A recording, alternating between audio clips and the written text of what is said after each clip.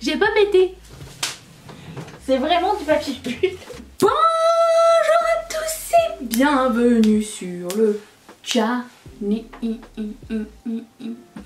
On se retrouve aujourd'hui pour un declutter de palette. Si, écoutez, improvisation totale. J'avais besoin d'une vidéo sympa que tout le monde aime regarder, les declutters. Moi j'aime beaucoup faire ça. J'aime beaucoup en regarder aussi d'ailleurs. Mais voilà, j'avais quelques palettes et alors certaines vous avez déjà vu, si ça fait longtemps que vous êtes abonné à cette chaîne, tous les mois je fais un declutter de produits pas random mais genre pas spécifique. Et de temps en temps il y a une palette qui pop ici et là quand je l'utilise et que bon c'est pas la palette de ma vie donc je la garde pas.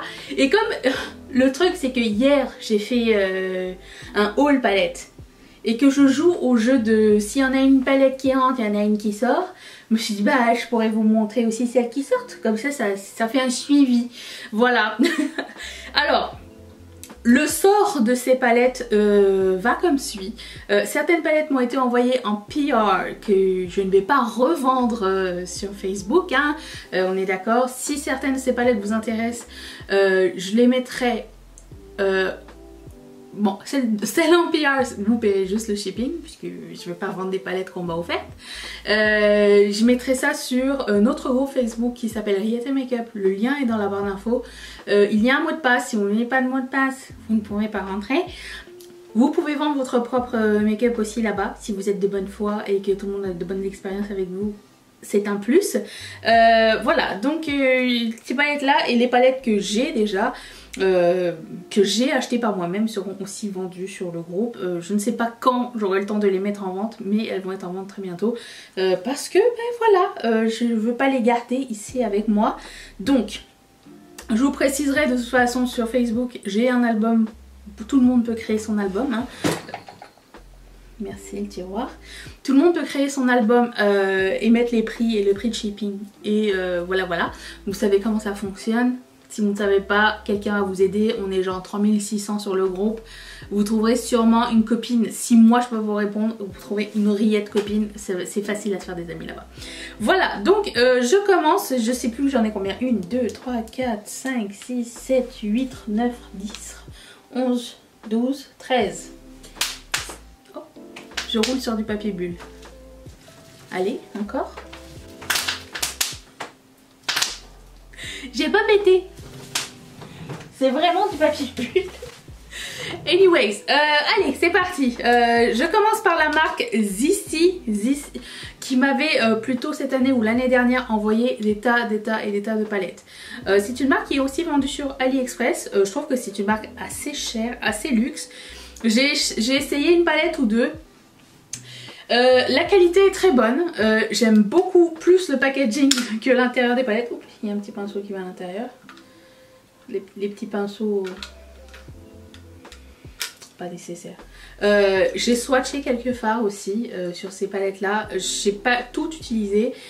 Ce ne sont pas mes palettes favorites, j'aime vraiment trop l'extérieur mais je n'aime pas l'intérieur. Je n'aime pas tellement les Color Story, même si les fards sont très bien, c'est pas des gros coups de cœur. C'est juste je ne me sens pas attirée par ces palettes là. Alors celle-ci c'est je pense inspirée de Alice au Pays des Merveilles. Il y avait une collection comme ça. Quoi qu'il en soit, c'est pas des mauvais produits, c'est juste j'aime pas trop, voilà. C'est pas le genre de palette que je cherche. Ouh, j'ai hâte de l'ouvrir et faire un make-up avec. Non, il y a 14 000 brins, un orange, des paillettes avec des étoiles qui grattent un peu trop la paupière. Je vous conseille pas de les mettre, elles sont vraiment très piquantes et très petites ces étoiles là. La façon où c'est... pas tout faire tomber. Où c'est placé, il y a aussi celle-ci. Vous voyez, ça va, c'est intéressant mais c'est pas genre... Celle-ci je dirais que c'est la plus jolie de toutes, hein, mais c'est pas ce vers quoi je me tourne si j'ai envie d'utiliser ces couleurs là. D'autant plus, alors à partir de maintenant, mes choix de palettes vont être encore plus sévères, car j'ai créé une palette moi-même avec mes propres fards mono et j'ai fait une vidéo à ce sujet déjà, vous pouvez la trouver sur la chaîne, et du coup c'est ma palette ultime et je compare tout à cette palette là, c'est à dire que je vous invite à faire l'exercice. Une fois que vous avez la palette ultime, est-ce que vous avez besoin d'autres palettes? Oui. C'est la réponse. Mais vous êtes un petit peu plus picky parce que vous avez fait la recherche. Voilà ce que j'ai besoin, ce que j'aime dans une palette, ce que j'aime pas dans une palette.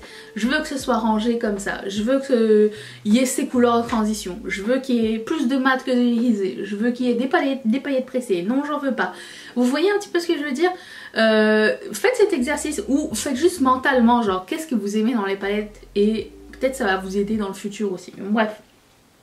Donc celle-ci aussi. Je vais toutes vous les montrer hein, parce que je n'en garde aucune. Il y a celle-ci qui se présente comme cela. Je vais d'abord demander à ma famille si quelqu'un veut ces palettes là hein, avant de les mettre en vente parce que quand même ça serait sympa pour les copains. Peut-être celle-ci ma soeur aimerait bien mais je vais lui demander quand elle passera à la maison. Donc ça c'est la Alice. J'arrive pas, j'arrête, je fais tout glisser. Je passe à autre chose puis on reviendra à d'autres trucs de la marque. La Warm Neutral de Sigma, j'ai été hyper déçue par cette palette, mais vraiment hyper déçue par cette palette. C'était... J'avais trop hâte, j'avais acheté ça au Black Friday l'année dernière. Cette couleur là c'était la couleur qui m'intéressait le plus. Ça donne pas grand chose sur les paupières. Comparé à la Corderosa et à la Enchanted, cette palette là n'a absolument rien à voir en termes de qualité et en termes de trucs uniques. Du coup ça m'a refroidi parce que les deux dernières palettes de Sigma que j'ai eues, je les ai trouvées comme... ça va. Et j'en ai pas recommandé d'autres depuis. Il y avait une qui était toute neutre. Non. Puis après ça, je sais pas. En fait, disons que je me suis un petit peu retirée sur l'intérêt de la marque Sigma, alors que fin 2020, c'était une de mes marques favorites, les marques à surveiller. 2020 ? Non, 2019. 2020, ça n'a pas existé, je crois. Mais voilà, c'était la décevance. Je continue avec Nabla, la Cutie palette qui se présente comme ceci. Je pense que j'en ai parlé assez récemment de cette palette là. Alors le fard Alchemy 2.0 est fantastique, mais j'ai le Alchemy original. Je pense pas avoir besoin des deux. Les mats sont formidables, mais j'en ai déjà aussi. Cette couleur là, très normale, rien de transcendant en tant que tel. Et ça, je ne comprends pas cette couleur. On dirait plus un concealer qu'un fard à paupières. Ça a l'air d'être un crème poudre ou comment ils appellent ça, un latex, ou je ne sais pas trop quoi. Je n'ai pas du tout aimé la texture de ce fard et je me dis s'il y a juste 3 mats que j'aime dans cette palette là, que j'ai sûrement déjà ailleurs, ça ne sert à rien de la garder. Cette vidéo c'est pas juste pour vous dire, c'était pas juste pour que vous puissiez rentrer dans mon make-up et zioter et tout ça, c'est aussi pour un petit peu vous faire réfléchir sur le pourquoi du comment, de pourquoi je me sépare de ça et qu'est-ce que j'aurais préféré de mieux et par rapport à quoi je les compare et tout ça. Parce que, à tester les palettes dans l'année, hein, on peut avoir une sacrée opinion, ok. Ensuite une palette de Colourpop qui s'appelle la Baroque. Je l'avais achetée, je pense, l'année dernière. J'avais très hâte d'utiliser cette palette là. Ils avaient sorti toute une collection magnifique avec 3 palettes dans la même ambiance. C'était un truc Renaissance ou je sais plus trop. J'avais très hâte d'utiliser cette palette et quand je vois les couleurs, je suis encore... Waouh, elles sont vraiment super jolies. Mais le truc c'est qu'on tourne très vite en rond et ce qui est... pas les couleurs grises, c'est pas non plus mes favorites. J'ai déjà la Smoking Glow, non, Smoking Fire, non. La Smoke là. Celle qui est grise et noire. Qui pour moi est elle est moins bleutée que celle-ci, un peu plus partout, donc je préfère l'autre. Mais celle-ci a quelque chose d'intéressant en termes de gris bleu. Voilà, c'est des gris bleus. Les gris bleus, c'est pas c'est pas ma couleur, c'est pas ce que je préfère utiliser. Et pour le coup, je me suis vite ennuyée. Ces deux couleurs-là tournent pas mal, rendent pas mal pareil sur les paupières. Il y a 4 irisés, un satiné qui donne exactement la même couleur que l'autre en fait. C'est pas un satiné mais c'est un sequin shadow, vous savez les mats avec des petites paillettes dedans. Une seule couleur de transition. Et ça, et ça, et ça, et ça ressemble à la même chose en fait sur les yeux. Donc si ce n'est que pour les couleurs shimmer, cette palette n'est pas intéressante. Et encore là, c'est pas des shimmers que vous voulez porter tout ensemble non plus. Je sais pas, c'était juste comme... ça m'inspirait plus en fait, voilà. J'ai une palette pour le visage, je sais pas si ça existe encore, mais la Anastasia Blush Kit couleur Radiant. C'est juste que ça m'intéresse plus. Voilà, j'ai d'autres préférences. Je suis peut-être un petit peu moins portée sur les bubblegum roses comme ça, plus vers ces couleurs là. Donc je me dis si 50% de la palette ne me convient pas, mais en plus de ça, bon ça va, c'est des mat quoi. Rien de spécial. J'ai switché sur les trucs glowy ou les produits crème plus que les blush mat. Alors je vous dis ça, mais quand Colourpop sort des blush mat, je les achète puisqu'ils sont en single. Mais ou Jacqueline, ou je sais pas trop. Jacqueline a sorti les blush mat, non, elle a fait que des lumineux.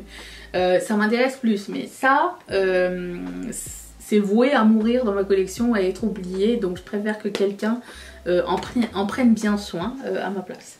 Ensuite, je retourne dans la marque Zessa, je sais pas. Et oui, j'ai même pas enlevé le truc. Donc il y a ces palettes là, les trois. Je dois vous dire, le packaging est plus beau que l'intérieur qui est très basic. Les couleurs se swatchent très bien, s'appliquent très bien, c'est une très bonne qualité. Est-ce que j'ai besoin de ces fards là? Absolument pas, j'ai pas besoin de ces fards dans mes collections. Il y en a une autre ici de toute beauté, c'est lourd par contre je dois vous dire, avec un peu de vert, un peu de jaune et le reste c'est du orange. Vous avez un duo chrome ici, voilà, donc il y a un violet, je sais pas avec quoi le mettre, mais voilà, oui. Et puis je vais vous montrer la dernière de cette, je dois vous dire qu'en termes de packaging c'est celui-ci que je préfère, en collaboration avec The British Museum. Je sais pas où est-ce qu'ils vont chercher leur licence, mais je trouve que c'est original. Les packagings sont merveilleux. Les packagings de rouge à lèvres avec les petits dragons, c'est super joli. J'ai plein de rouge à lèvres de la marque que je garde parce que je les trouve très beaux et une très bonne qualité, hein. Mais les palettes un peu moins. Ça prend de la place, c'est lourd et c'est pas transcendant pour moi. Pas assez unique. Ensuite, je me sépare d'une palette Juvia's Place. Oui, je sais. Alors, je ne l'ai pas encore présentée dans mon declutter parce qu'elle va partir dans mon... Tout de suite après, je vais la mettre dans ma pile de palettes ranking. Donc, j'ai finalement utilisé tous les fards. La seule couleur... Bah, j'aime les couleurs irisées. Elles sont magnifiques. Il y a 3 irisés, une paillette et 2 mats. Je trouve que les 2 mats sont très jolis. Vont bien ensemble. Ça limite pour le reste parce qu'il n'y a pas d'autres mats. Donc, c'est... Tu fais un look orange ou tu fais un look orange. C'est ça. La paillette... Rien de transcendant. Cette irisée là est magnifique. Celui-ci, j'ai un dupe de Bernowitch. Quand je l'ai utilisé, j'avais fait un look avec dans mon vlog de la semaine dernière. Et j'ai utilisé ça et j'ai un dupe de Bernowitch que j'ai mis avec cette palette là qui était juste parfait. Ça c'est une couleur de coin interne magnifique, une couleur de... Très, très belle couleur, hein. Et ça c'est la seule couleur unique que je trouvais très belle et tout. Encore là unique, c'est un doré quoi. Un doré orangé, ça va, on a ça aussi déjà. Donc je ne vais pas garder celle-ci non plus. La qualité était excellente, c'est juste pas besoin. Ensuite il y a la Manifest de Be Perfect pour 2 raisons. C'est que je me suis ennuyée. Je sais toujours pas pourquoi j'ai acheté cette palette, hein. À ce jour je sais pas ce qui m'a pris. Il y a 2 paillettes. Cette couleur foil là, j'ai rarement vu un or aussi or métallique liquid gold de ma vie. C'est quelque chose d'unique. Mais c'est la seule chose unique de la palette. Le reste c'est des fards mat, ton chaud. c'est pas suffisant ce fard pour garder la palette au complet, donc c'est la raison pour laquelle je m'en sépare. En plus de ça, mes yeux n'ont pas supporté la qualité Be Perfect pour la deuxième fois. Voilà. Et celle-ci que j'avais décidé de mettre dans mon purgatoire, et après avoir mûrement réfléchi, je pense que je vais m'en séparer. La Live With Love de Morphe. C'est une très belle palette, ok? C'est une très belle palette, la Color Story est fantastique. J'ai cette palette, la Good Sport par exemple, un petit peu. Il n'y a pas les verts, mais il y en a une de Jacqueline Hill, il me semble que j'ai avec des couleurs semblables, je sais plus. J'ai des palettes semblables, ok?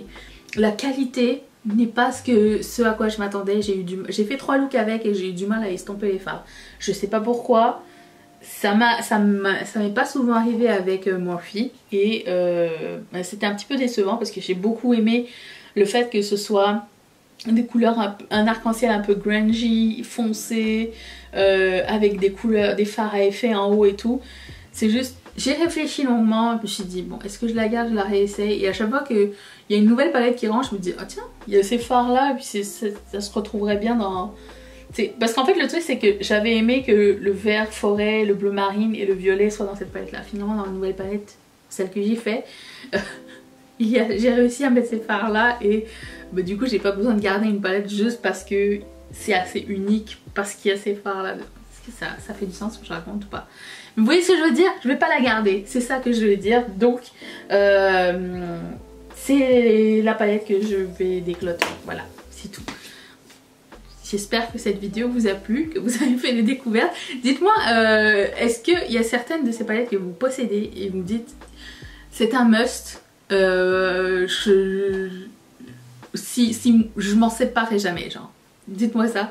Ou si vous avez eu des expériences similaires aussi avec vos palettes, ou bien est-ce que vous avez déclutter une palette ou 2 ou 3 ou 5 ou 13 récemment. J'ai bien hâte de vous lire, c'est toujours super intéressant. En ce qui concerne ce make-up, je ne l'ai pas filmé bien sûr. J'ai voulu faire un truc vite fait parce que j'ai les yeux irrités à cause de la palette de... Alors je sais pas si c'est la palette ou si c'est le primer de Kat Von D, celle de BH Cosmetics, mais je me suis réveillée, alors ça me fait pas mal hein, mais les paupières un peu gonflées. C'est juste très gênant et irrité. Mais c'est pas genre souffrant comme quand j'avais fait la colle, là, vous vous rappelez. Je m'étais pas mis de la... Si. Bref. Tout ça pour dire que tout ce que je porte sur le visage sera dans la barre d'infos si ça vous intéresse.